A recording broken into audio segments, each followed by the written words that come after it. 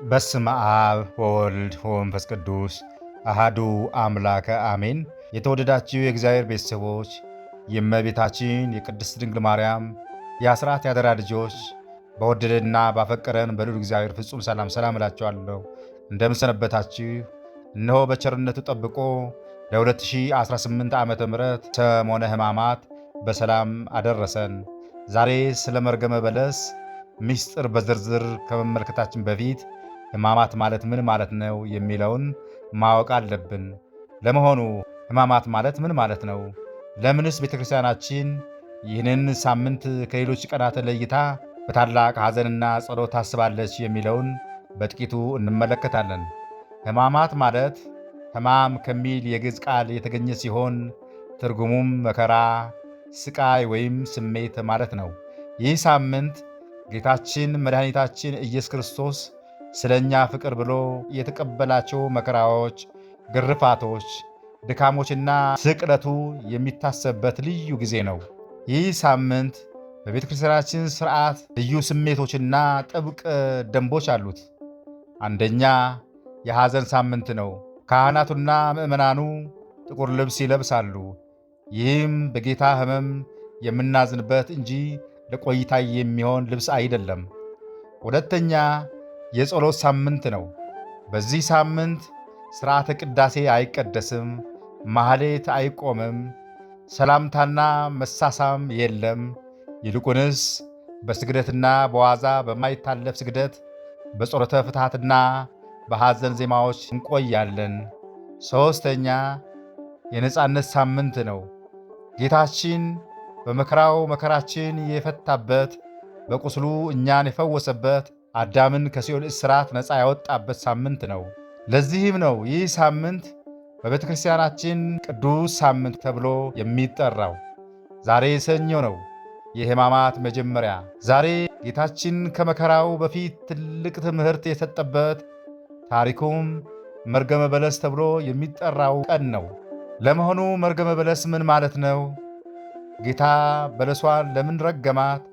በለሷ የማን ምሳሌ ናት? የሚለውንም በጥቂቱ እንመለከታለን። አሁን በቀጥታ ወደ ዕለቱ ምስጢር እንሸጋግራለን። አብራችን ቆዩ።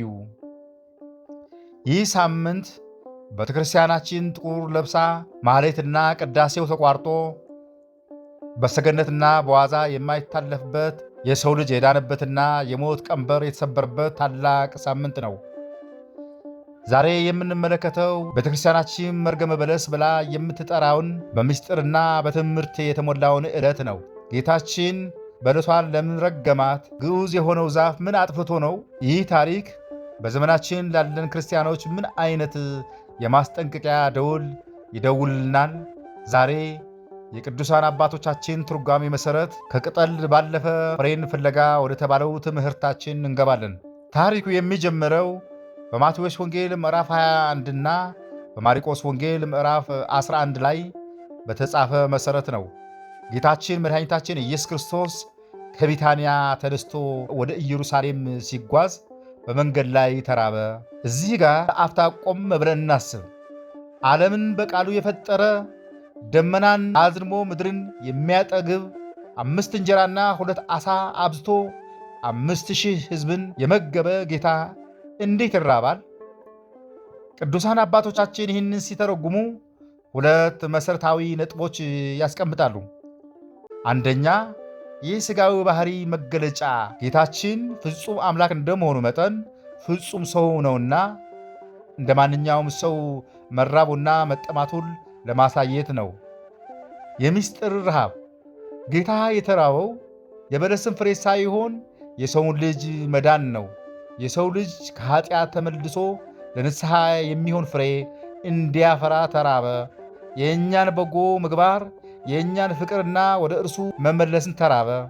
ጌታ በመንገድ ዳር ቅጠል ያላትን በለስ አየ።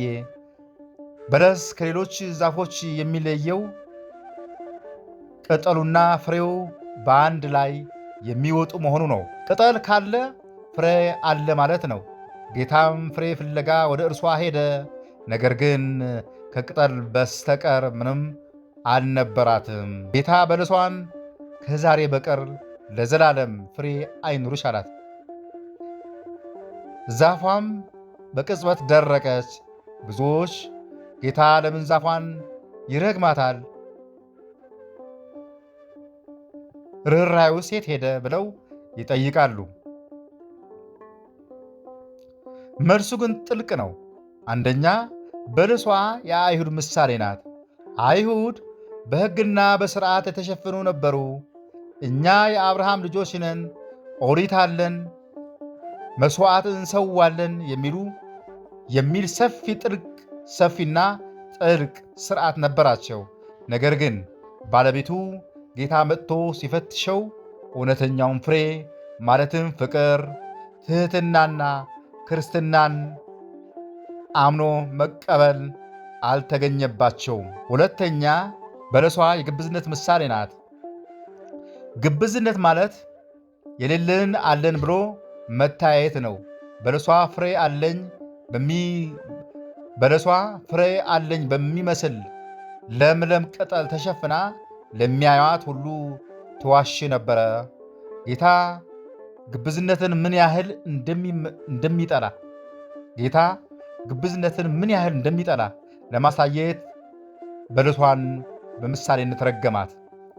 ሦስተኛ፣ የእኛን መርገም ለመደምሰስ ነው። አዳም በበለስ ቅጠል ዕርቃኑን ለመሸፈን እንደሞከረ እናውቃለን። ጌታ በለሷን በመርገም የአዳም መርገም ሊያጠፋው መጣ። ግዙን ዛፍ የረገመው እኛን ሰዎች ከመርገም ለማዳንና እንድንማርበት ነው። ዛፍ ሕመም አይሰማውም። እኛ ግን በበለሷ ምሳሌነት ካልተማርን የዘላለም ሞት ይጠብቀናልና። አሁን ወደ እኔና ወደ እናንተ ሕይወት እንመለስ። ዛሬ እኛ ቢመጣ የሚገኘው ለምለም ቅጠል ነው ወይስ የሚበላ ፍሬ? በዘመናችን ቅጠል የምንላቸው ብዙ ነገሮች አሉ። አንደኛ፣ ሃይማኖታዊ ልምምዶች፣ ትልቅ መስቀሎችን ማሰር፣ በፌስቡክና በቲክቶክ ስለ ሃይማኖት መከራከር። እነዚህ ሁሉ ቅጠሎች ናቸው፣ ውበት አላቸው፣ አስፈላጊም ናቸው።